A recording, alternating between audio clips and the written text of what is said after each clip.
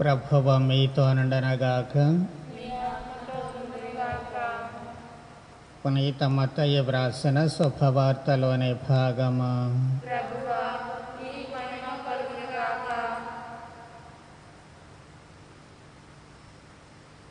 9వ అధ్యాయము 35వ వచనము నుంచి 38వ వచనము వరకు, మరియు 10వ అధ్యాయము 1వ వచనము. యేసు అన్ని పట్టణములను గ్రామములను తిరిగి ప్రార్థనా మందిరములలో బోధించుచు పరలోక రాజ్యమున గూర్చిన సువార్తను ప్రజలకు ప్రకటించుచు జనుల వ్యాధి బాధలనెల్లా పోగొట్టుచుండెను. నిస్సహాయులై బాధలతో మ్రగ్గుచు కాపరి లేని గొర్రెల వలె చెదరియున్న జనసమూహమును చూచి ఆ కరుణామయుని కడుపు తరుగుకొని పోయాను. అప్పుడు యేసు తన శిష్యులతో, పంట మిక్కుటము, కానీ కోతగాండ్రు తక్కువ. కావున పంటను సేకరించుటకు కావలసిన కోతగాండ్రను పంపవలసినదని పంట యజమానునికి మనవి చెయ్యడు అని పలికెను. యేసు తన 12 శిష్యులను చెంతకు పిలిచి దుష్టాత్మలను పారద్రోలుటకు సకల వ్యాధి బాధలను పోగొట్టుటకును వారికి అధికారమును ఇచ్చాను. ఇది క్రీస్తు సువిశేషము.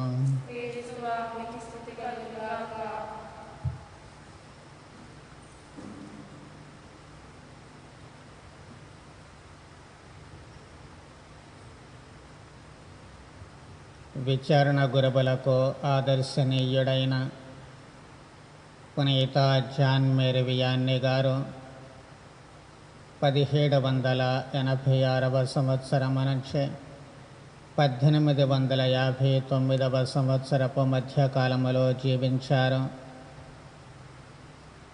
వీరు ఫ్రాన్స్లో ఉన్న డట్టిల్లీ అనేటువంటి ఒక చిన్న కుగ్రామములో జన్మించారు. తల్లిదండ్రులు వ్యవసాయము చేస్తూ బ్రతికేటువంటి వాళ్ళు. అవి ఫ్రెంచ్ విప్లవము జరుగుతున్నటువంటి రోజులు. క్రైస్తవులలో విశ్వాసము సన్నగిల్లినటువంటి రోజులు. ప్రజలలో కూడా గురువుల ఎడల వ్యతిరేక్త భావము పెళ్ళుబికినటువంటి రోజులు. ఇలాంటి క్లిష్ట పరిస్థితులలో విశ్వాసాన్ని అనుసరించడము కూడా విశ్వాసులకు లేక క్రైస్తవులకు కష్టముగా ఉంటూ ఉండేది.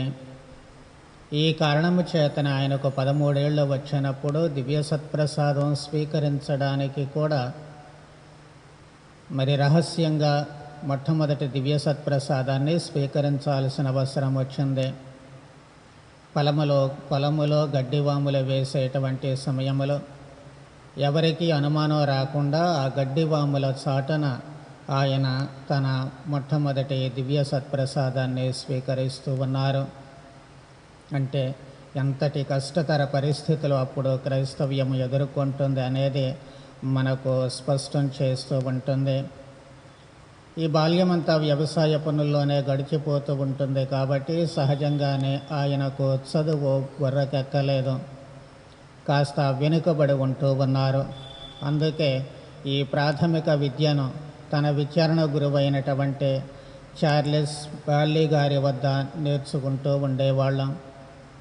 అక్కడే లాటిన్ భాష నేర్చుకున్నారు. తరువాత ఈ గురు విద్యకు సంబంధించినటువంటి కొంత శిక్షణ కూడా ఆయన వద్ద తీసుకుంటూ ఉన్నారు. 20 ఏళ్ళు వచ్చేసరికి వాస్తవానికి అప్పట్లో నెపోలియన్ చక్రవర్తికి 7వ భక్తినాథ పాప గారికి మధ్య కుదిరిన ఒప్పందం ప్రకారము గురు విద్య అభ్యసించేటువంటి వాళ్ళు సైన్యంలో చేరాల్సినటువంటి అవసరం లేదు. అంటే వాస్తవానికి ఆ ఫ్రాన్స్లో అప్పుడు అందరూ ఖచ్చితంగా ఈ సైనిక శిక్షణ తీసుకోవాలి, మగవాళ్ళందరూ కూడా. ఇలాంటి పరిస్థితులలో వీళ్లకు మినహాయింపు ఉన్నప్పటికీ కూడా పొరపాటున ఆయనకు ఈ ఆర్డర్ పేపర్లో వచ్చాయి సైనిక శిక్షణ పొందాలి అని.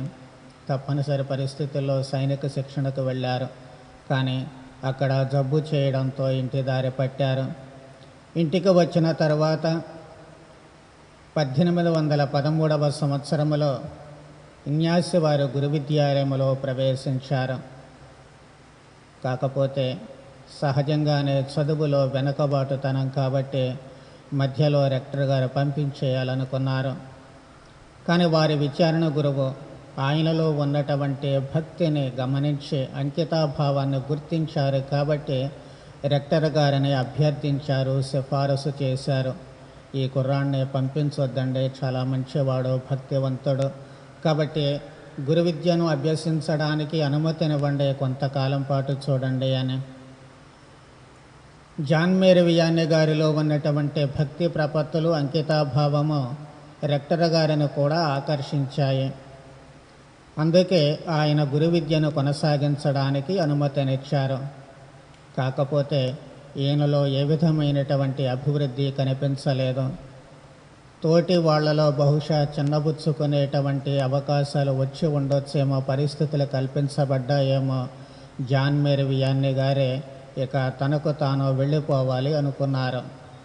రెక్టర్ గారిని అడిగితే నేను పంపించను, నువ్వు ఖచ్చితంగా గురు విద్యను అభ్యసించాలి అన్నారు. లాభం లేదనుకున్నటువంటి జాన్ మేరీ వియానీ గారు ఎవరూ చూడకుండా రాత్రిపూట ఒక నిచ్చెన తీసుకుని ప్రహరీ గోడ ఎక్కారు అవతల దూకటానికి. ఆ దూకిన దూకటము కిందపడి మళ్ళీ తల పైకి లేపి కళ్ళు తెరిచి చూసేసరికి ఎదురుగా రెక్టర్ గారు కనిపించారు. ఇది కూడా లాభం లేదనుకుని మళ్ళీ సెమినరీలోకి వెళ్ళి తన గురు విద్యను అభ్యసించారు. ఏదో రకంగా పూర్తయిన తర్వాత 1815 సంవత్సరంలో గురువుగా అభిషేకింపబడినప్పుడు అప్పటి వికార్ జనరల్ ఒక మాట చెప్పారు. శ్రీసభకు విజ్ఞాన పండితులే కాదు, దైవ సేవకు అంకితమయ్యే గురువులు కూడా చాలా అవసరము అని చెప్పి అంటూ ఉన్నారు. ఈ మాటలు ఆయనకు శిరోధార్యంగా ఉంటూ ఉన్నాయి. అందుకే బిషప్ గారు కూడా మరి ఈ మనిషిని ఎక్కడికి పంపాలి అనేటువంటిది అంతుబట్టలేదేమో, ఎక్కడికి పంపినా ఇబ్బంది అని చెప్పి తిరిగి తన విచారణకే పంపిస్తూ ఉన్నారు సహాయక గురువుగా ఉండడము కోసము. ఆయన అక్కడ 3 ఏళ్ల పాటు ఉన్నారు. కాకపోతే 3 ఏళ్ల తర్వాత ఆయన విచారణ గురువు చనిపోతూ ఉన్నారు. అప్పుడు బిషప్ గారు మళ్ళీ ఎవరి దగ్గరికి పంపడం ఇష్టం లేక ఒక మారుమూలలో ఉన్నటువంటి ఆర్ట్స్ అనేటువంటి విచారణకు ఈయనను విచారణ గురువుగా పంపిస్తూ ఉన్నారు. అన్నిటికంటే దూరంగా ఉండడం ఒకటే కాదు, మారుమూల గ్రామము కాదు, చాలా అధ్వాన్నమైనటువంటి పరిస్థితిలో అక్కడ ఆ విచారణ ఉంది. నైతిక విలువలు పట్టించుకునేటువంటి వాళ్ళే ఎవరూ లేరు. కంప్లీట్గా నైతిక విలువలు దిగజారాయి. మరి అలాంటి చోట భక్తిభావము లేనటువంటి చోట ఈయనను విచారణ గురువుగా వేశారు. అందుకే ఏం చేయాలో అర్థం కాక ఆయన గంటల తరబడి దివ్య సత్ప్రసాదము ఎదుట వాళ్ళ పరివర్తన కోసమో ప్రార్థన చేసేవాళ్ళు. అక్కడ ఒక చిన్న గుడి ఉండేది. ఆ చిన్న గుడి ఆ ఊర్లో పెద్ద కట్టడం అన్నమాట. గుడికి కేవలము స్త్రీలు తర్వాత పిల్లలు మాత్రమే వచ్చేవాళ్ళు. దాదాపుగా ఈ రోజుల్లో కూడా మనకు ఇదే పరిస్థితి కొనసాగుతుందనుకోండి, ఎక్కువ శాతము. అప్పుడు కూడా అక్కడ అలాగే ఉంటూ ఉండేది. ఆ విచారణకు పంపించేటప్పుడు వికార్ జనరల్ గారు మళ్ళీ మరొక మాట చెప్పారు. అదేమిటి అంటే, ఆ విచారణలో దైవ ప్రేమ కొరబడింది, అయినా పర్వాలేదు, నీవు దానిని రగిలించగలవు. ఇవి జాన్ మేరీ వియానీ గారికి స్ఫూర్తిదాయకమైనటువంటి మాటలు. ఆ దైవ ప్రేమను రగిలించాలి, ఎలా రగిలించాలి అనేటువంటిది మాత్రం ఆయనకు తెలియదు, కానీ దాని మీద మనస్సు లగ్నం చేస్తూ ఉన్నారు. ఒక 2 ముఖ్యమైనటువంటి సంఘటనలు ఆయన జీవితంలో వాస్తవానికి ఆయన అంటే ఏమిటి, ఏ విధముగా వాళ్ళను మార్చారు అనేటువంటిది మనకు స్పష్టమవుతుంది. ఒకటి, ఆనాటి యువత అంతా కూడా ఈ జోదము, త్రాగుడు, డ్యాన్స్లో వీటితో కాలక్షేపం ఎక్కువగా చేసేవాళ్ళం. కాబట్టి అక్కడ ఒక హాలు ఉండేది. ఆ హాల్లో అందరూ చేరి రాత్రుల్లో బాగా త్రాగి డ్యాన్సులు చేస్తూ ఉండేవాళ్ళు. స్వామి అక్కడికి వెళ్ళి బాబు తప్పు, అమ్మ తప్పు అని చెబితే ఆయననే హేళన చేసి పంపించేశారు. అవమానముతో ఇంటికి వచ్చిన స్వామి అవమానంగా భావించక మళ్ళీ వాళ్ళందరూ వెళ్ళిపోయిన తర్వాత అక్కడికి వెళ్ళి ఆ గోడల మీద పెద్ద అక్షరాలతో ఒక వాక్యాన్ని వ్రాస్తూ ఉన్నారు. అదేమిటి అంటే, నాట్యము విలువ బప్తిస్త యోహాను గారి తల. నాట్యము విలువ బప్తిస్త యోహాను గారి తల. అంటే బప్తిస్త యోహాను గారు ఎలా చనిపోయారు? హెరోదియా కుమార్తె నాట్యము చేసి దానికి బహుమతి ఏం కావాలి అంటే బప్తిస్త యోహాను గారి తల కావాలని చెబుతూ ఉంటుంది. అందుకే ఆ మాటలు గోడ మీద వ్రాశారు. తెల్లారి వాళ్ళు వచ్చి చూసుకున్నప్పుడు ఏం జరుగుద్దో అని నిజంగా భయపడ్డారు. కానీ మనసులో అది చూసినటువంటి యువత అంతా కూడా పశ్చాత్తాపడ్డారు. తాము చేసేది తప్పు అనేటువంటిది తెలుసుకున్నారు. స్వామి దగ్గరకు వెళ్ళి క్షమాపణ అడుగుకొని వాళ్ళు మంచి జీవితం జీవించడానికి ప్రారంభించారు. రెండవ సంఘటన, ఒకసారి ఒక ఊరిలో పెద్ద పండుగ జరిగేటప్పుడు బిషప్ గారు పూజ చేస్తూ ఉన్నారు. ప్రసంగం చెప్పడానికి రావాల్సినటువంటి గురువు ఏదో కారణాల చేత రాలేకపోయారు. అప్పుడు బిషప్ గారు అటు ఇటు చూసి ఈ జాన్ మేరీ వియాన్ని గారని పిలిచారు. ఎందుకంటే ఈయన పెద్ద పండితుడు కాకపోయినప్పటికీ చిన్న చిన్న మాటల్లో పల్లెటూరు వాళ్లకు అర్థమయ్యేటట్లు చక్కగా వేద సత్యాలు బోధించేవారు. ఆ విషయం తెలిసినటువంటి పీఠాధిపతులు ఆయన్ని పిలిచి అప్పటికప్పుడు ప్రసంగం చెప్పమన్నారు. సువిశేషం చదివిన తర్వాత ఏం చెప్పాలి? అక్కడ 1000 మంది ప్రజలు ఉన్నారు. వాళ్ళను చూసి ఏం చెప్పాలో అర్థం కాక చెప్పను అని చెప్పి బిషప్ గారికి చెప్పను లేక ఆయన ఏడవడం మొదలుపెట్టారు. ఎప్పుడైతే జాన్ మేరీ వియాన్ని గారు ఏడుస్తూ ఉన్నారో అక్కడ ఉన్నటువంటి ప్రజలందరూ కూడా చూచి, అమ్మో ఇంత పవిత్రుడు, ఏ పాపం చేయలేనటువంటి ఆ ఫాదర్ గారే తమ తప్పుల కోసం పశ్చాత్తాపపడి ఏడుస్తూ ఉన్నారు. మరి మనలాంటి వాళ్ళు ఎంత తప్పు చేశామైనా మనలో పశ్చాత్తాపం లేదు అని చెప్పి ఆ సంఘటన చూచి వాళ్ళందరూ కూడా ఏడవడం మొదలుపెట్టారు. అదే వారిలో పరివర్తనకు నాంది పలుకుతూ ఉంటుంది. కాబట్టి ఆయన ద్వారా దేవుడు ఎంతటి అద్భుత కార్యాలు చేశారు, ఏ విధముగా ఆ ప్రజలలో మారు మనస్సు అనేటువంటిది, పరివర్తన అనేటువంటిది తీసుకొచ్చారు అనేది మనకిక్కడ స్పష్టం చేస్తూ ఉంది. అందుకే భగవంతుడు ఆయనకు కొన్ని ప్రత్యేకమైన వరాలు ఇచ్చారు. అదేమిటి అంటే మనిషి హృదయాంతరంగాలను చదివేటువంటి జ్ఞానాన్ని. పండితుడు కాదు, కానీ మనిషి హృదయంలో ఏముందో తెలుసుకునేటువంటి జ్ఞానాన్ని ఇస్తూ ఉన్నారు. అదొకటే కాదు, పాప సంకీర్తన వినేటప్పుడు మనం వెళ్ళి పాపాలు చెప్పేటప్పుడు, ఆయన దగ్గరకు వచ్చి పాప సంకీర్తనం చేసేటప్పుడు కొంతమంది కొన్ని పాపాలు మరిచిపోతే, లేకపోతే చెప్పడానికి సిగ్గివేసి వదిలివేస్తే ఈయన ఆ పాపాలను జ్ఞాపకం చేసేవాళ్ళు. అంటే పాపాలను గుర్తించేటువంటి జ్ఞానము కూడా భగవంతుడు అద్భుతంగా ఆయనకు ఇస్తూ ఉన్నారు. అందుకే ఆయన దగ్గర పాప సంకీర్తనం చేయడానికి అన్ని జీవిత విధానాలలో ఉన్నటువంటి ప్రజలందరూ కూడా, పెద్దవాళ్ళ దగ్గర నుంచి చిన్నవాళ్ళ వరకు, సామాన్య క్రైస్తవుల దగ్గర నుంచి కార్డినల్స్ వరకు, బిషప్ గారు, గురువులు అందరూ కూడా ఆ ఊరికి లైన్ కట్టేవాళ్ళు పాప సంకీర్తనాలు చేయడానికి. తర్వాత ఆయన సలహాలు తీసుకోవడానికి అక్కడికి వెళుతూ ఉండేవాళ్ళు.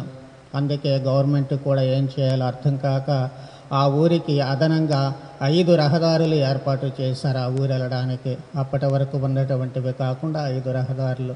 అలాగే లియోన్ రైల్వే స్టేషన్లో ప్రత్యేకంగా కౌంటర్ పెట్టారు. ఇది ఆర్ట్స్కి వెళ్ళేటువంటి వాళ్ళు మాత్రమే అక్కడ టికెట్లు కొనుక్కోవాలి. అంటే ఎంతమంది తండోపతండాలుగా 1000 మంది ఆ స్వామి వద్దకు పాప సంకీర్తనానికి కానీ సలహాలు కానీ వచ్చేవాళ్ళు అర్థమవుతూ ఉంటుంది. స్వామి ఏం చేసేవాళ్ళు?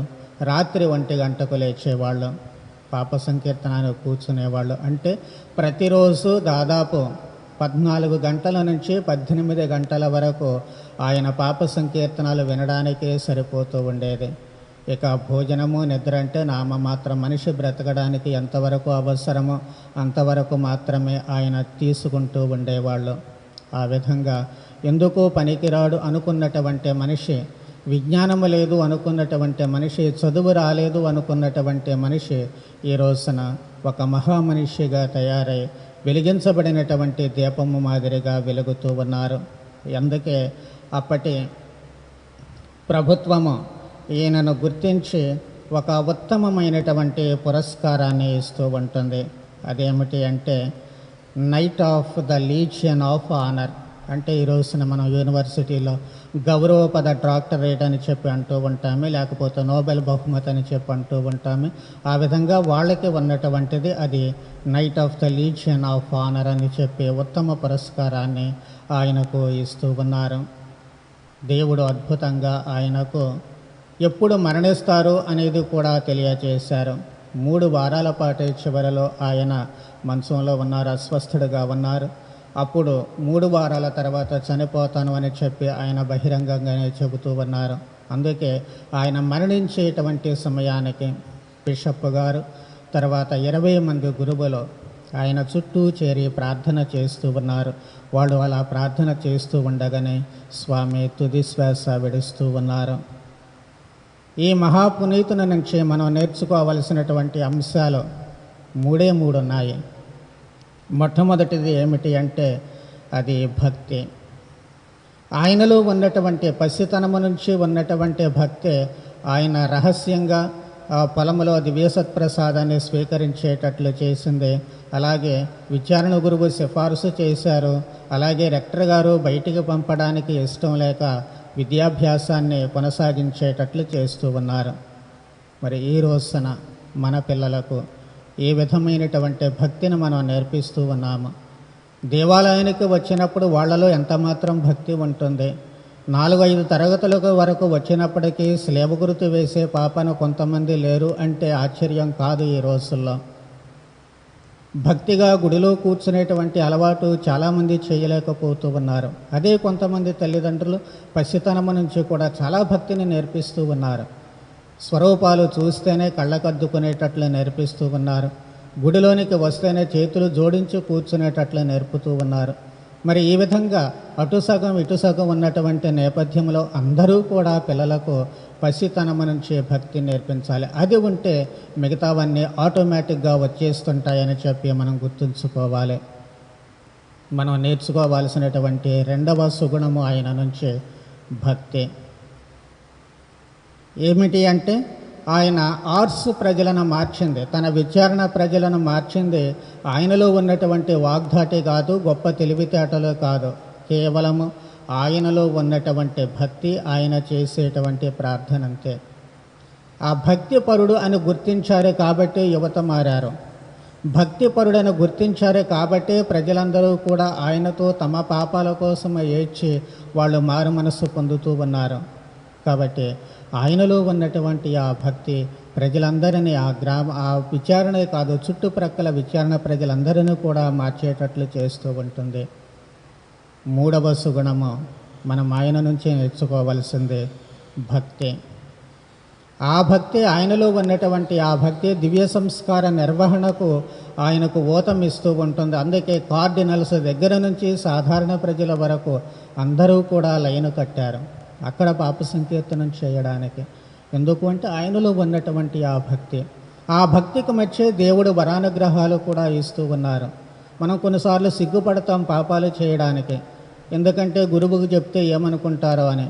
కొన్నిసార్లు సహజంగానే మర్చిపోతూ ఉంటాము. కానీ ఆయన దగ్గరకు పాప సంకీర్తనానికి వెళితే మాత్రం ఇదిగో బాబు అమ్మ నువ్వు ఆ పాపాన్ని మర్చిపోయావు కదూ అని చెప్పి గుర్తు చేసేవాళ్ళు. దేవుడు ఎంతటి గొప్ప వరానుగ్రహాన్ని ఆయనకి ఇచ్చారు. ఎందుకు ఇచ్చారు అంటే కేవలము భక్తి.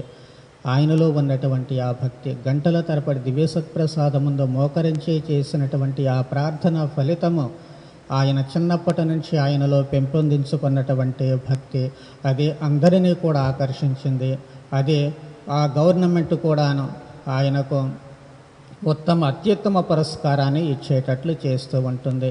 అందుకే ఆయనలో ఉన్నటువంటి ఈ 3 సుగుణాలు భక్తి భక్తి భక్తి అంతే. ఈ భక్తి ఉన్నట్లయితే ఈరోజు మనము కూడా అన్ని విధాలుగా ఉన్నతమైనటువంటి వాళ్ళుగా తయారవుతాము. చాలాసార్లు దేవాలయానికి వస్తాము, కానీ మన ఆలోచనలు ఎక్కడుంటాయి, ఎక్కడెక్కడో తిరుగుతూ ఉంటాయి. ఎప్పుడైపోతుందా ప్రార్థన లేక దివ్య బలి పూజ అనే గడియారాల వంక చూస్తూ ఉంటాం. ఇప్పుడు గడియారాలు మర్చిపోయాం, సెల్ ఫోన్ల వంక చూసుకుంటూ ఉంటాము. చాలాసార్లు దేవాలయాల గడియారాలు నేనైతే అన్ని చోట్ల పీకేస్తాను, ఉంచను. ఎందుకు అంటే దేవాలయానికి వచ్చింది నువ్వు సమయాన్ని చూసుకోవడానికి కాదు, దేవుడితో నీ సమయాన్ని గడపడానికి. అక్కడ కూడా మనం లెక్కలేసుకుంటే దేవుడు మనకు లెక్కలేసుకోవాల్సి వస్తుంది. దేవుడు మనకు లెక్కలేసుకోవాల్సి వస్తే మనం గాలి కొట్టుకుపోతూ ఉంటాం. కాబట్టి సమయభావన కాదు అక్కడ కావలసినటువంటిది. దేవుడి మీద మనస్సు లగ్నం చేస్తే ఎంతసేపు కూర్చుంటాము, ఎంత ప్రార్థన చేస్తాము అనే దాని మీదనే ఉంటుంది తప్ప సమయాన్ని, గంటలను మనము లెక్కించము ఎప్పుడూ కూడా. ఆ భక్తి మనకు ఉండాలి. ఆ భక్తి అంకితాభావం ఉన్నప్పుడే అందరూ కూడాను దేవుని చేత అంగీకరించబడినటువంటి వాళ్ళు, దేవుని చేత ఆమోగ్యమైనటువంటి వ్యక్తులమ్మగా గురువుల దగ్గర నుంచి క్రైస్తవుల వరకు కూడా అందరము కూడా మనము దేవుని చేతిలో నిజమైనటువంటి బహుమానాలుగా తయారు కావడానికి అవకాశం కలుగుతుంది. మరి అలాంటి మహద్భాగ్యాన్ని మనకు కూడా ప్రసాదించమని ఈ పునీతుని ద్వారా తండ్రి దేవుని ప్రార్థన చేద్దాం. పితా పుత్ర పవిత్ర ఆత్మనామమున.